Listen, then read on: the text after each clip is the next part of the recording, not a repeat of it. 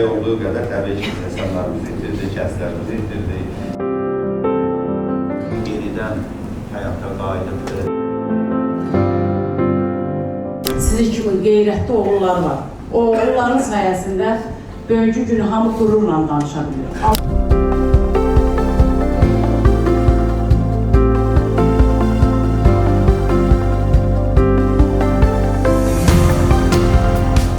Biz onların övladlarıyıq. Çünki bizim qanımız onların övladları qanı ilə bir-birinə qarışır orada o torpaqlarda.